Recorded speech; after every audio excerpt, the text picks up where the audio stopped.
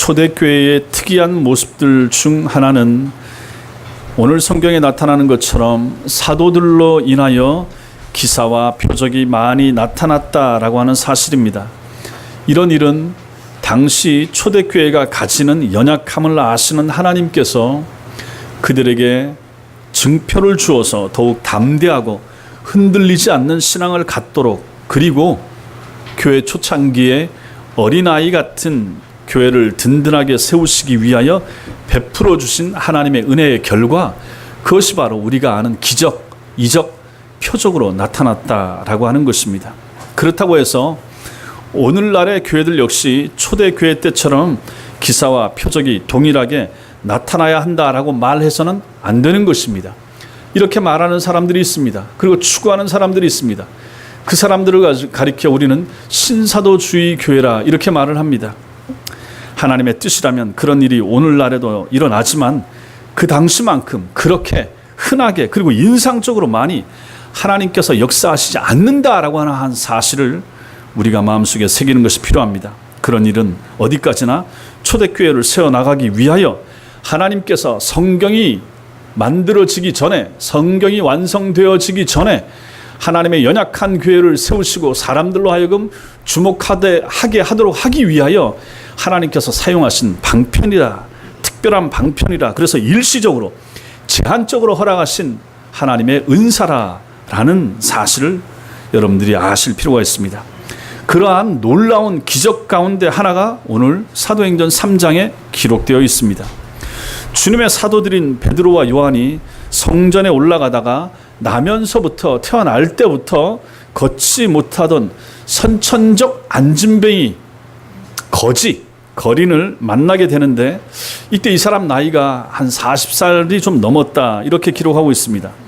그리고 그것에서 구걸을 한 지도 상당히 오래돼서 그 사람을 모를 사람이 없을 정도가 됐던 그러한 안진뱅이 거지가 여기에 나타나고 있습니다. 그런데 이 사람을 불쌍히 여긴 요한과 베드로가 손을 내밀어서 이 안진뱅이 거지를 일으켜 세워서 걷게 하는 놀라운 기적이 나타났다라고 하는 사실이 이 요한복음 3장 전체에 걸쳐서 나타나는 내용이 되는 것입니다.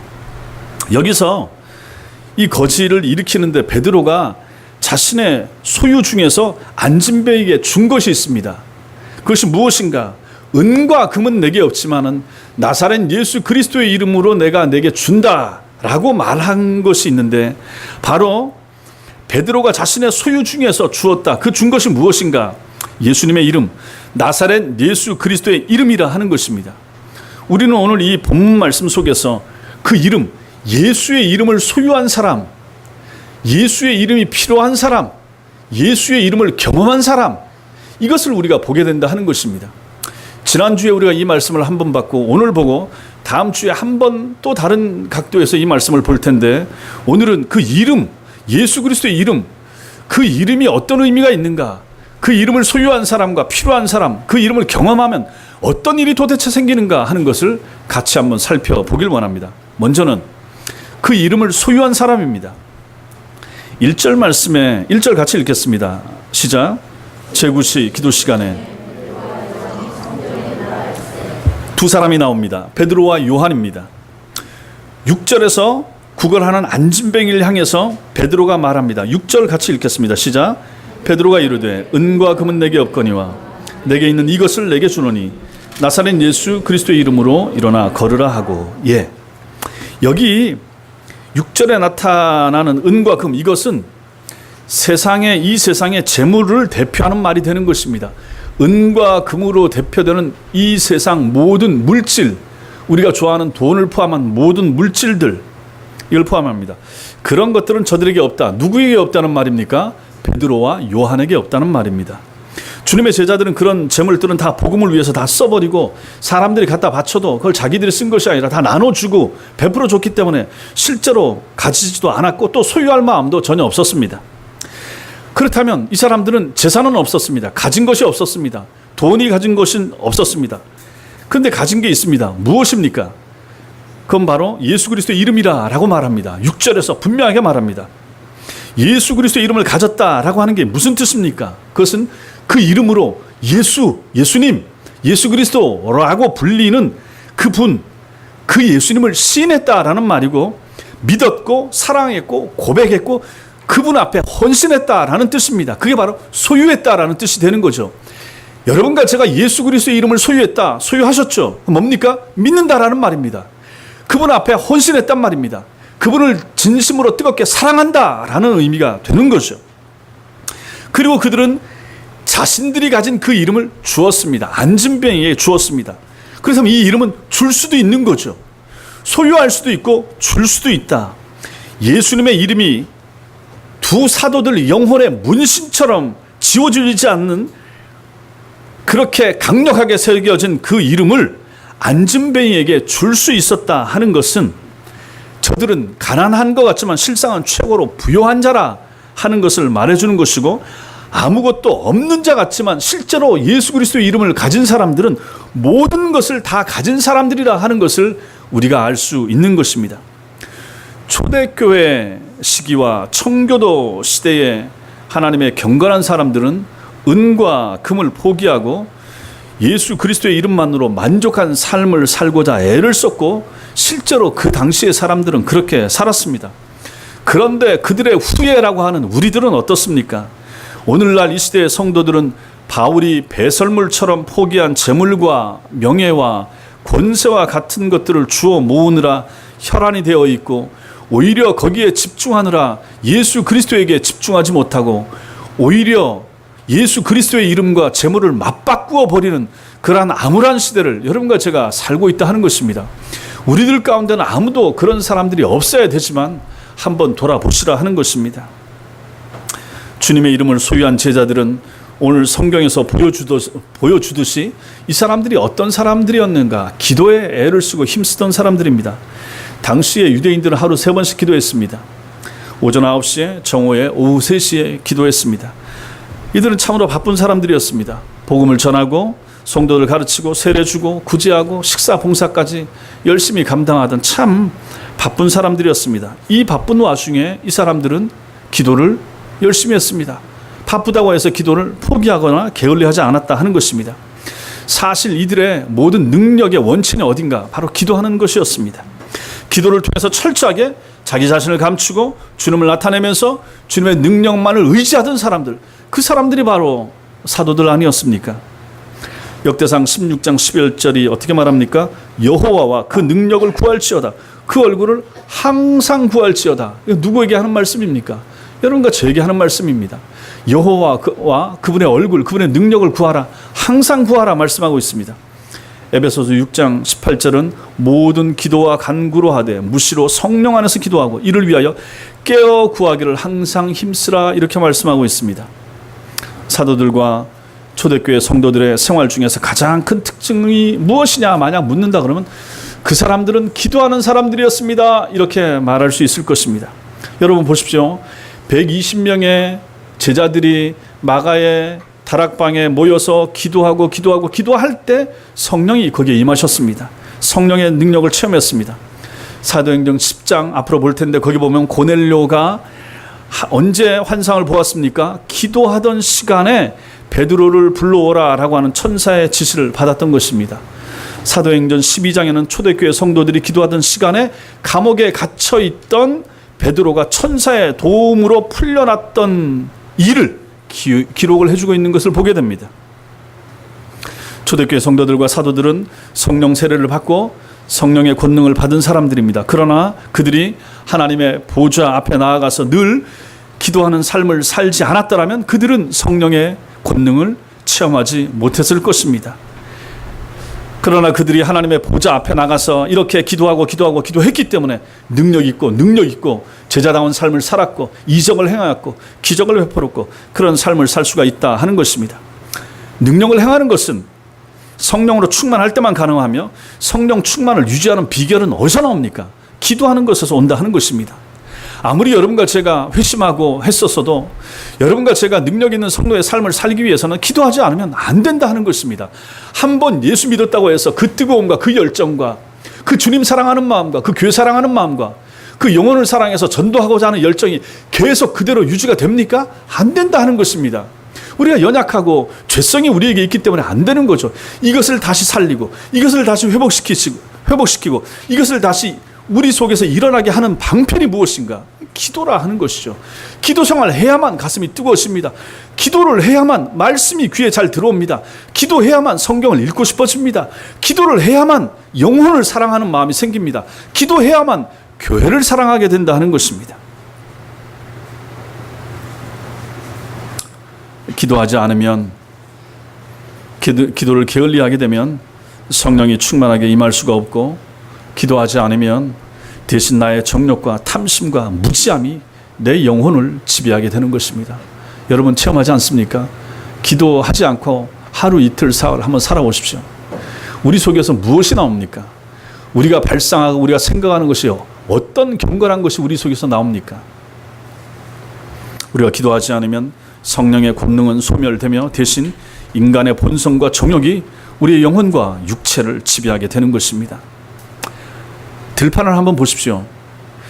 곡식은 열심히 심고 가꾸고 해야 되지만 잡초나 풀들은 손 안 대도 저절로 무성하게 자랍니다.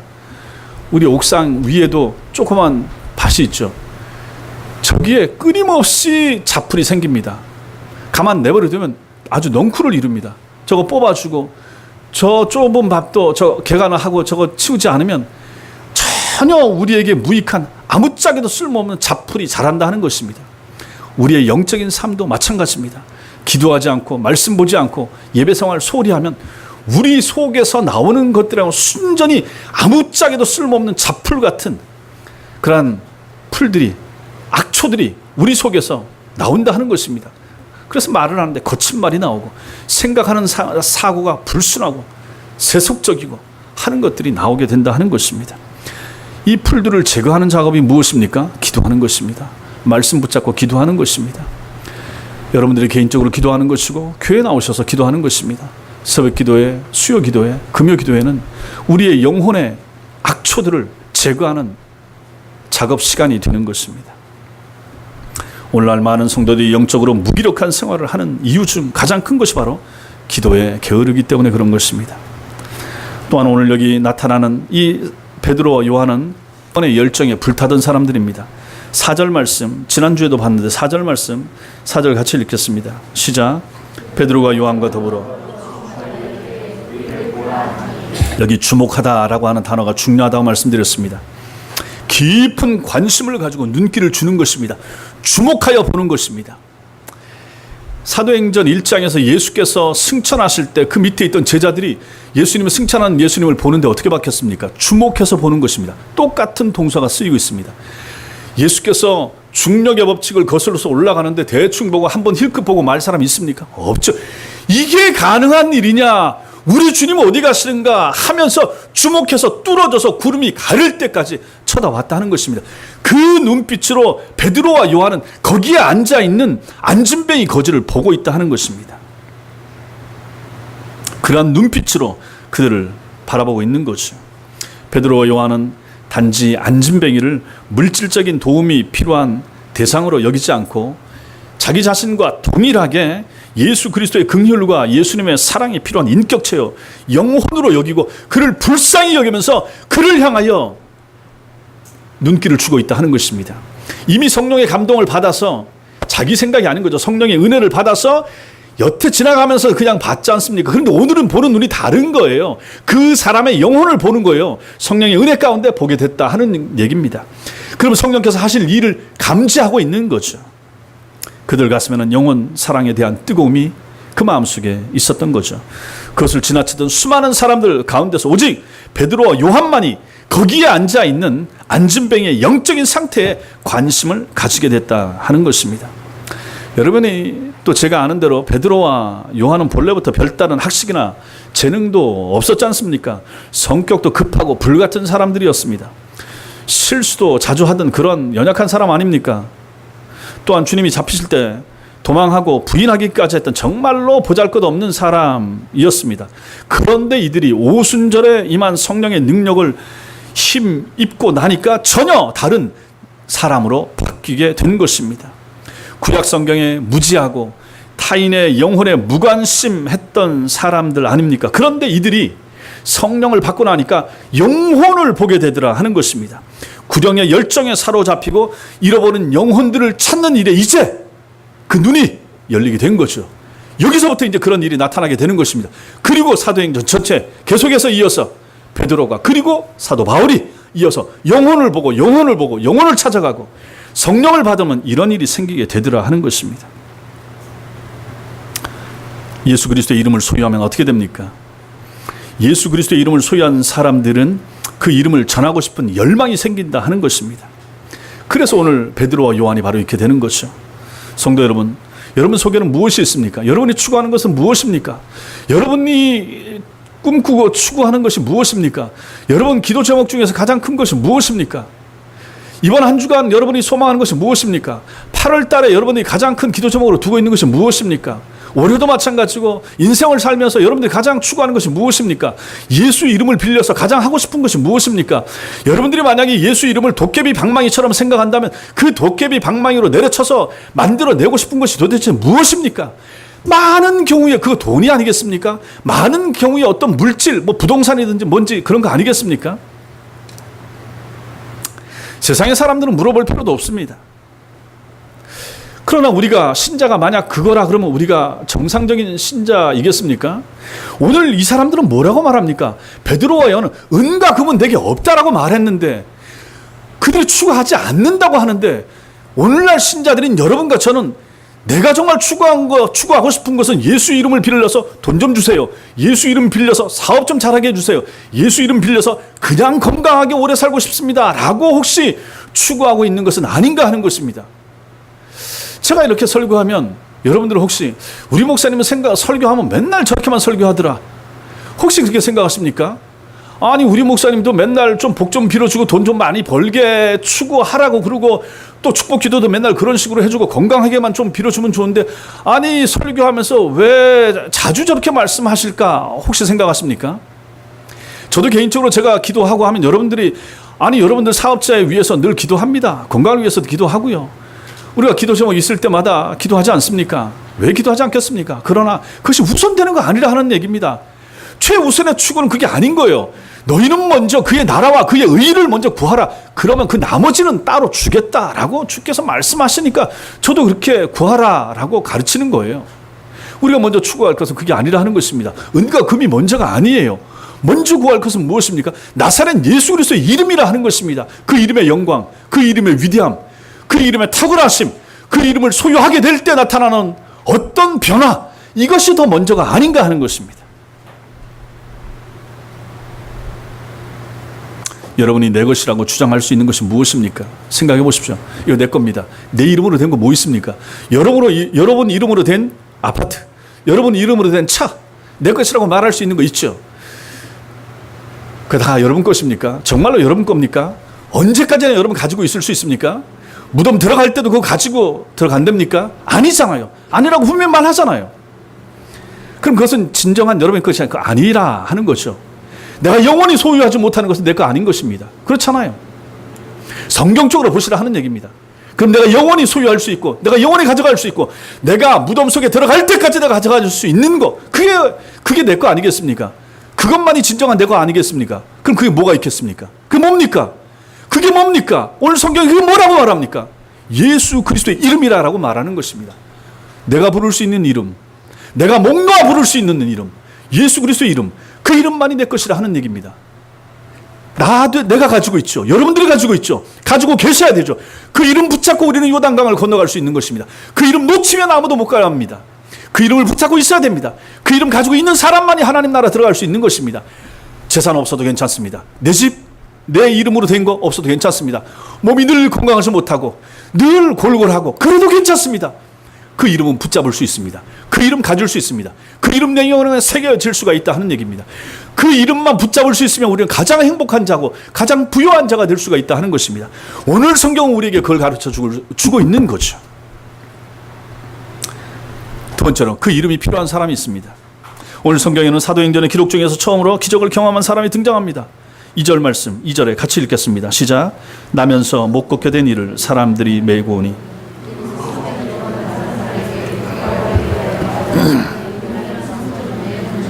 예, 모태에서부터 안진뱅이 불구자로 이 사람 태어났습니다.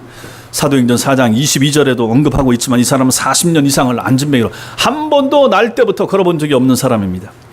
정상적인 삶하고는 전혀 거리가 먼 삶을 살아왔죠. 이런 사람이 또 있습니다. 요한복음 9장에 가면 날 때부터 소경된 자의 이야기가 나옵니다. 맹인, 태어날 때부터 눈이 안 보이는 사람도 오늘날도 있죠. 이들의 이런 모습은 누구의 잘못이나 죄 때문도 아닙니다. 만약에 어머니가 이런 아이를 낳았다 그러면 그 어머니 참 가슴 아프죠. 평생 아파하면서 살아갑니다. 내가 죄가 많아서 내 죄 때문에 제가 저렇게 된 거 아닌가. 많은 어머니들이 그렇게 얘기합니다. 그런데 성경에서 뭐라고 말합니다. 뭐라고 말하고 있습니까? 우리 주님이 뭐라고 말합니까? 그 안진뱅이 소경을 보면서 제자들이 묻습니다. 저 사람 죄 때문입니까? 아니면 부모 죄 때문에 저렇게 됐습니까? 누구의 죄 때문도 아니다. 하나님의 영광을 위해서 그렇게 된 것이라 라고 주께서 말씀하십니다. 저주도 아니고 귀신의 역사도 아닌 것입니다. 우리 주님은 그들이 그렇게 태어난 것이 하나님의 영광 때문이라 이렇게 말하고 있는 거죠. 그렇다면 이건 다 우리한테도 적용을 해야 됩니다. 우리들도 다 사람들 보면 연약함이 있습니다. 우린 신체적인 어떤 장애나 어떤 불편함이 있습니다. 내가 원하지 않았는데 날 때부터, 아니면 태어나서 살아가다가 장애가 될 수도 있고, 그 모든 것들 때문에 우리는 그 모든 것들 앞에서 이런 생각을 하시라 하는 것입니다. 그것마저도 하나님의 영광 때문에 하나님께서 우리에게 허락하신 부분이 된다 하는 것입니다. 우리는 아니 그게 왜 영광입니까? 건강해야 영광이지. 잘 보이고 잘 듣고 몸에 오장육부가 다 완전하고 건강해야 영광이지 라고 생각하지만 하나님의 생각은 우리의 생각하고 다르다 하는 것입니다. 오히려 성경은 이런 사람들의 모습을 통하여 우리들의 모습을 보여주고 싶어 합니다. 영적으로 죄인인 우리들의 원초적인 모습을 성경은 이런 식으로 보여준다 하는 것입니다. 여러분과 저 우리들은 날 때부터 죄인으로 태어납니다. 틀림없습니다. 날 때부터 죄인입니다. 원죄를 가지고 태어납니다. 허물과 죄로 죽은 모습으로 여러분과 저는 이 세상에 온다 하는 것입니다. 오늘 성경의 안진뱅이는 나면서부터 육신의 기능이 마비되어서 발과 발목을 사용하지 못했습니다. 이거 영적인 차원에서 어떻게 됩니까? 사람들은 날 때부터 하나님을 찾고 섬길 수 있는 영적인 기능이 불가능한 상태에서 태어난다 하는 것을 우리에게 보여주는 것입니다. 여러분과 저는 날 때부터 영적인 안진뱅이였습니다. 예수 믿기 전에, 회심하기 전에 여러분과 저의 상태는 영적인 안진뱅이였습니다. 요한복음 9장의 상태 같으면 여러분과 저는 태어날 때부터 영적인 소경이었습니다. 안 보이는 사람입니다. 나면서부터 오늘 여기에 나타나는 안진뱅이 된 사람, 그런 죄 가운데 타락한 우리 모든 죄인들의 모습을 이렇게 보여주고 있는 것입니다. 모든 이 세상의 불신자들이 바로 영적인 안진뱅이라 하는 것입니다. 육체의 안진뱅이가 중요한 것이 아닙니다. 그게 무서운 게 아닌 것입니다. 실제로 따지면 오늘 말씀에 의하면 영적인 안진뱅이가 가장 불쌍한 거예요. 자기 발로 걷고 뛰고 가고 싶은데 어디든지 가지만 하나님 없이 살아가는 그런 영적인 안진뱅이들이 가장 불쌍한 사람이라 하는 것입니다.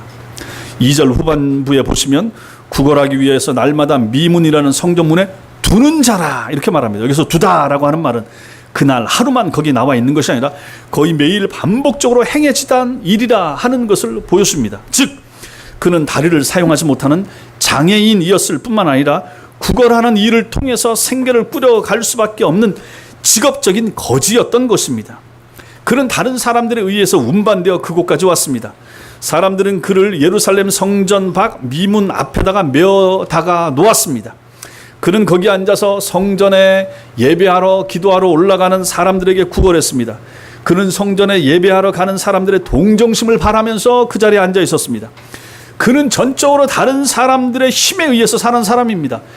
누가 구걸 안 해주면, 누가 자비를 안 베풀어주면 먹을 것이 없는 사람인 것입니다. 남의 힘에 의해서 성전 앞으로 이동하고 남의 주머니에 의해서 한 끼 식사를 해결받으며 남의 도움으로 자기 집으로 돌아오는 그러한 비루한 인생이 바로 그 사람이었습니다.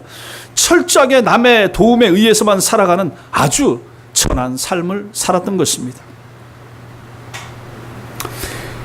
이러한 사람들의 모습이 바로 오늘날 하나님 없이 예수 없이 살아가는 사람들의 본질적인 모습이라 하는 것을 오늘 성경은 우리에게 알려주고 있는 것입니다. 여기 앉아 계신 여러분과 저도 예수 믿기 전에, 예수 앞에서 회심하기 전에 우리가 바로 하나님 앞에서 영적으로 그렇게 비루하고 정말로 보잘것없는 인생을 살았었노라 하고 알려주고 있는 것입니다.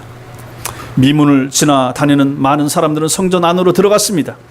그들은 예루살렘 성전 안에 들어가서 기도하고 하나님을 찬송하고 감사 예물을 드리면서 주께 영광을 돌렸습니다. 사도들의 입을 통해서 증거되는 충만한 은혜의 말씀 속에서 그들은 기뻐하고 또 습니다. 그런데 이 안진뱅이는 어디 있습니까? 성전 밖에 앉아 있습니다. 그는 구걸하느라 성전을 등지고 앉아 있는 거죠. 그의 마음도 몸처럼 성전을 등지고 있어서 성전 안의 일엔 관심이 없었습니다. 그렇지 않겠습니까? 거지가 아니 성전 안에서 무슨 짓을 하고 무슨 일이 일어나든지 자기하고 상관이 없는 거죠. 그 성전으로 들어가는 사람 호수머니 속이 궁금할 따름인 거죠. 그는 무엇을 얻을까 하는 생각 외에는 다른 생각을 전혀 하지 않았을 것입니다. 그는 하나님보다 당연히 돈에 더 관심이 많은 사람입니다. 몸은 성전과 그렇게도 가까이 있었지만은 마음은 성전에서 얼마나 멀리 있었는가 우리는 충분히 상상해 볼 수 있을 것입니다. 은혜의 단비가 쏟아지는 성전 안과 한 푼의 동전을 위해서 손을 내밀고 앉아있는 성전 바깥의 풍경 얼마나 대조적입니까? 은혜가 풍성한 성전 안과 은혜가 가장 빈약한 성전 바깥의 모습, 이것은 영과 육의 확연한 대조를 우리에게 보여주는 것입니다. 축복과 저주, 환희와 한탄, 신자와 불신자의 모습이 이런 것입니다. 근데 우리는 그걸 잘 못 봅니다. 우리는 저 사람들하고 똑같이 살기 때문에, 불신자들하고 똑같이 살기 때문에 저들이 잘 사는 것이 부러울 수가 있습니다. 저들이 형통하고 잘 되는 것이 부러워서 저들처럼 되고 싶어하고 따라가고자 하는 마음들이 종종 우리 신자들 마음에 들곤 합니다. 옳지 못하다 하는 것입니다. 저들의 영적인 상황을 보시라 하는 거죠. 그러므로 오늘 이 안진뱅이는 태생적인 장애 인생이요, 의존하는 인생이며 성전 밖 인생이 되는 것입니다. 이것은 곧 우리들이 여러분과 제가 예수의 이름을 소유하지 못했을 때의 모습입니다. 예수를 모를 때 우리의 모습이 영적인 안진뱅이이고 실제로는 사단에 의존하여 살던 인생이었으며 성전 밖, 교회 밖 인생이었고 지옥을 향해서 실제로 달려가던 그러한 불쌍한 인생, 그 사람들이 바로 여러분과 저 예수 믿기 전에 모습이라고 하는 것을 오늘 말씀이 이 안진뱅이의 모습을 통하여 우리에게 알려주는 것입니다. 이들에게 무엇이 필요합니까?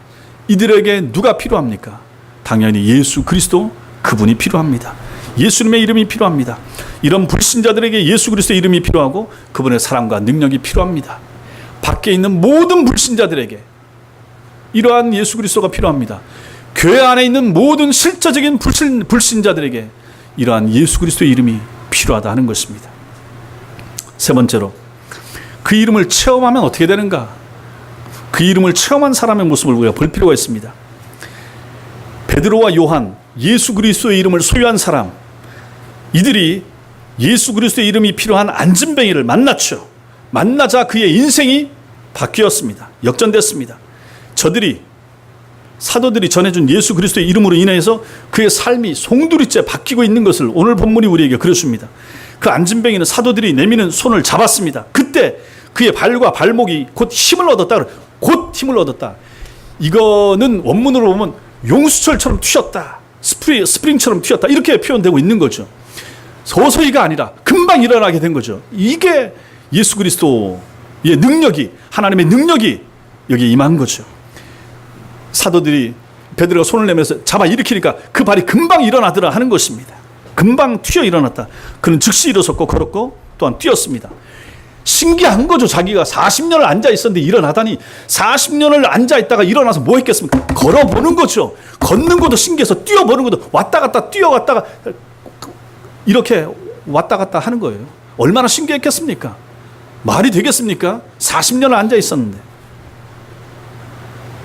40년 만에 안진뱅이에게 자유가 찾아왔던 것입니다.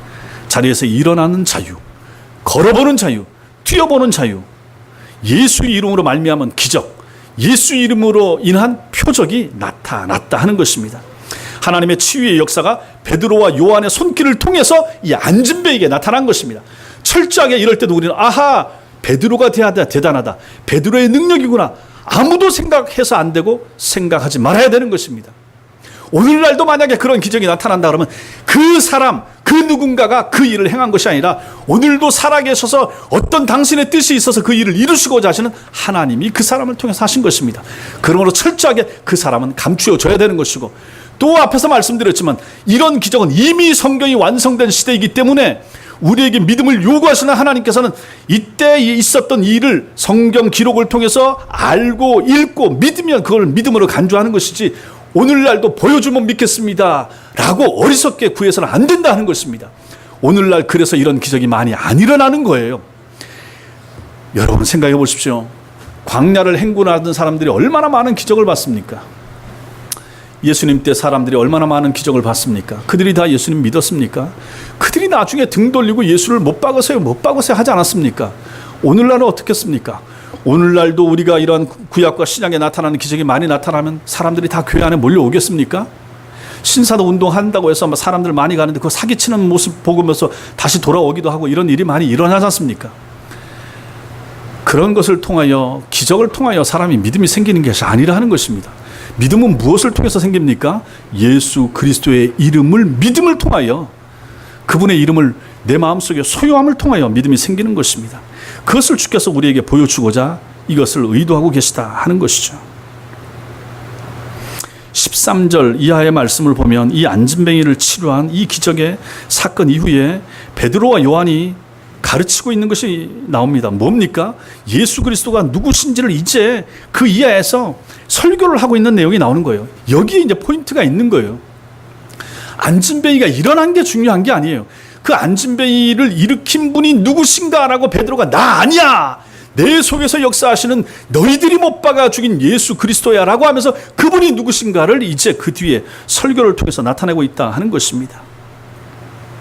이 안진뱅이 거지가 예수 그리스도를 알게 되고 믿게 된 것을 전하고자 하고 있는 거예요. 14절 15절 보십시오. 너희가 거룩하고 의로운 일을 부인하고 도리어 살인하는 사람을 놓아주기를 구하여 생명의 주를 죽였도다. 그러나 하나님이 죽은 자 가운데서 그를 살리셨으니 우리가 이 일의 증인이라. 이렇게 말하고 있는 거예요. 그 기적을 통해 사람들이 깜짝 놀라고 안진뱅이 일어났는데 이게 무슨 일이야? 수근수근 되면서 다 몰려드는 거죠. 그 몰려드는 그 포인트를 통하여 하나님께서는 베드로의 입을 통하여 그들에게 복음을 전하고 계시다 하는 것입니다. 기적이 중요한 게 아니에요. 예수의 이름이 전해지는 것이 중요하다는 것입니다.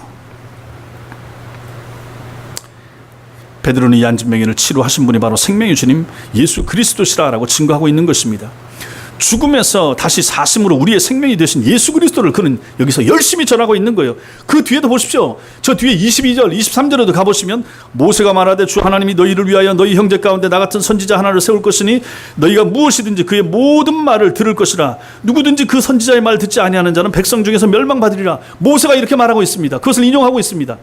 여기서 모세가 말했던 그 선지자가 누굽니까? 바로 예수 그리스도신 거예요. 모세는 훗날에 오실 예수 그리스도를 이미 그때 얘기한 거예요.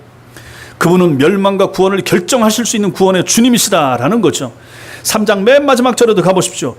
예수님을 통해서만 축복이 가능하다라고 알려주고 있습니다. 이렇게 안진뱅이 거지는 생명의 주님, 구원의 주님, 축복의 주님이신 예수 그리스도를 만나고 나서 그 인생이 바뀌었다. 그것을 가지고 베드로가 설교를 하고 있다 하는 것입니다. 다시 오늘 8절 말씀 보시면 뛰어서서 걸으며 그들과 함께 성전으로 들어가면서 걷기도 하고 뛰기도 하며 하나님을 찬송하니라고 말하고 있습니다. 불구였던 다리를 고침받은 사람이 베드로 또 요한과 함께 성전 안으로 들어간 사실을 보여주는 것입니다. 이것은 베드로의 이 치유 역사가 단순히 의학적으로 고치는 것에서 머물지 않고 종교적인 치유와 영적인 치유까지 이어지고 있다 하는 것을 보여주는 것입니다. 이게 무슨 말입니까? 당시 유대교에서는 전염병을 앓고 있는 사람이나 신체적인 어떤 장애를 가진 사람은 하나님 앞에 저주를 받아서 그렇다. 그러므로 그런 사람들은 성전 안에 못 들어온다. 이렇게 구약에서 전하고 있었습니다. 그러므로 안진뱅이였던 이 사람도 당연히 성전 안에 들어올 수가 없죠. 걷지도 못하지만 만약에 다른 사람이 옮긴다고 해도 그 사람은 미문까지만 올 수 있고 그 안으로 들어올 수가 없었다는 것입니다. 이 장애의 몸이 부정하다라고 여겨져서 성전 미문 앞까지는 갈 수 있었지만 그 안으로 들어갈 수가 없었다는 것입니다. 그런데 이제 이게 달라진 것입니다. 예수 그리스도의 이름의 능력으로 육체적인 장애가 제거되자마자 곧바로 성전 안으로 자기 발로 걸어 들어감으로써 종교적인 장애도 나는 이제 벗어났습니다라고 고백하는 내용이 된다 하는 것입니다. 이 사람은 이제 전혀 새로운 인생을 시작하게 된 것입니다. 성전 밖 인생에서 성전 안 인생으로, 예수 밖 인생에서 예수 안 인생으로, 사람을 기다리던 인생에서 하나님을 기다리는 인생으로 완전히 그 삶이 바뀐 것입니다. 이게 바로 누굽니까?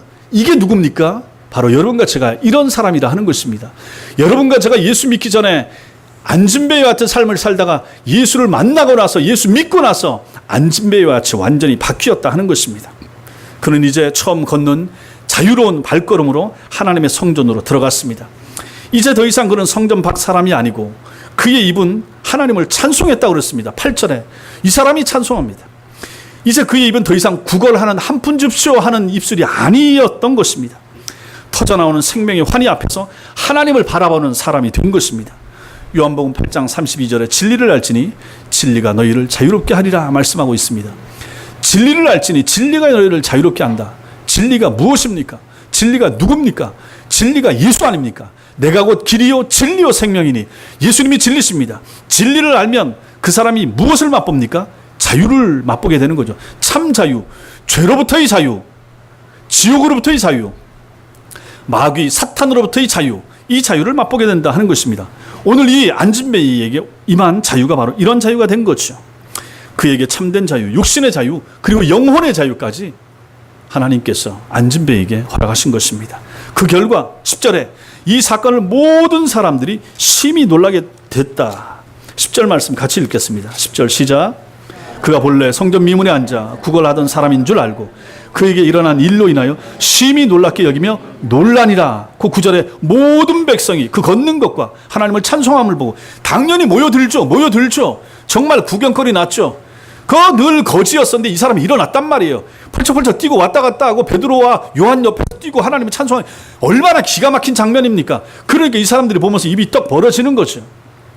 그리고 그에게 일어난 일로 인하여 심히 놀랍게 여기며 놀라게 여겼다. 이렇게 표현하고 있는 것입니다.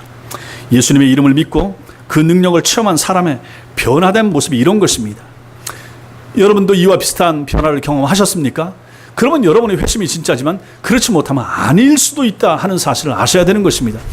예수 그리스도의 이름을 만나면 우리는 달라집니다. 말이 달라지고 사고방식이 달라지고 생각이 달라지고 하는 모습이 달라질 수밖에 없는 것입니다. 오늘 이 안진뱅이 거지는 이런 극적인 상황에서 변화가 됐기 때문에 이렇지 우리는 좀 다릅니다라고 이렇게 말씀하시겠습니까? 그래서는 안 된다 하는 것입니다. 누구든지 예수를 만나면 그 모습은 다릅니다. 그 형태는 다 다를 수 있습니다. 그러나 변화는 반드시 나타납니다.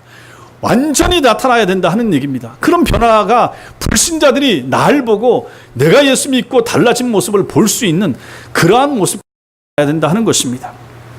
사랑하는 성도 여러분, 오늘 여기 성전 안 미문에서 벌어진 이 안진뱅이가 회복된 기적, 이 기적이 주는 참된 의미가 무엇인가?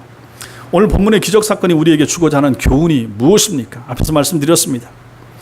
우리 속에 있는 것이 무엇인가를 묻고 있습니다. 여러분과 저 속에 무엇이 있는가? 우리 속에 무엇이 있는가? 내가 가진 것이 무엇인가? 내가 정말로 추구하는 것, 정말로 가장 가치 있다고 생각하는 것이 무엇인가? 그걸 묻고 있는 것이죠. 우리가 소유하고 있는 것, 그래서 내 것이라고 말할 수 있는 것이 무엇인가를 묻는 것입니다. 우리가 추구하고 얻기를 소망하는 것이 재물인가? 아니면 예수 그리스도의 이름인가?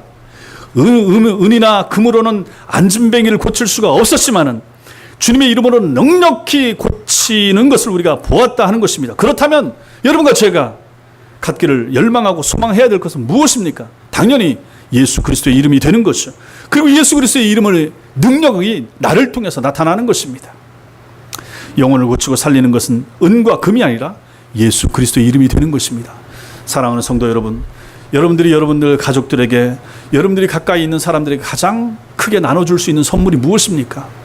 그냥 말로만 예수님이요 라고 말씀하시지 마시고 은과 금이나 재산이나 부동산을 남겨주고 자식들에게 물려주는 것이 가장 큰 부모로서의, 또 친구로서의, 지인으로서의 해야 될 역할이나 책임이 아니라 하는 것입니다. 오늘 말씀은 그걸 명확하게 보여줍니다. 예수 그리스도의 이름입니다. 내 속에 있는 이름. 그렇다면 내가 예수를 잘 믿어야죠. 예수 그리스도의 이름이 나를 통해서 능력 있게 나타나야 그 이름을 다른 사람도 부러워할 거 아니겠습니까? 내가 줘야 그 이름이 힘있게도 나타날 거 아니겠습니까? 내가 그 이름을 불신하고 내가 그 이름을 반신반의하는데, 내가 그 이름의 능력을 체험하지 못하는데, 내가 이 이름보다도 은과 금을 더 열심히 추구하는데 어찌 줄 수 있겠습니까? 말이 안 되는 거죠. 말이 안 되는 거죠. 우리가 추구할 것은 예수 그리스도의 이름입니다. 잃어버린 영혼을 찾을 수 있는 방편 오직 예수 그리스도의 이름밖에 없습니다. 오늘날처럼 진리가 바르게 전해지지 않는 시대에 교회가 살아남을 수 있는 길도 오직 예수 그리스도의 이름을 바르게 가르치고 전하는 것 외에는 다른 방법이 없다 하는 것입니다. 교회에서는 다른 것을 가르치면 안 됩니다. 다른 것들은 전부 다 문화센터나 동회나 이런 데 가면 다 배울 수 있습니다. 교회에서는 예수 그리스도의 이름만을 바르게 가르치고 그 이름을 추구하는 사람들에게 제대로 된 진리와 교리와 교훈을 가르치는 것, 그것이 교회와 교회에 속한 사람들이 해야 될 일이 되는 것입니다. 오늘 본문의 이 이적 사건은 신화나 전설이 아니라 2000년 전에 주님의 제자들이 분명히 나타냈던 표적이고 예수님의 이름만이 모든 능력의 원천임을 우리에게 알려주시려는 성령 하나님의 역사인 것입니다. 예수 그리스도의 이름을 소유하셔야 됩니다. 그 이름의 능력을 여러분과 제가 확신하셔야 됩니다. 그리고 그 이름의 능력을 체험하셔야 됩니다. 그리고 그 이름과 그 이름의 능력을 힘있게 전하는 저와 여러분이 되시기를 주님의 이름으로 축원합니다. 기도하겠습니다.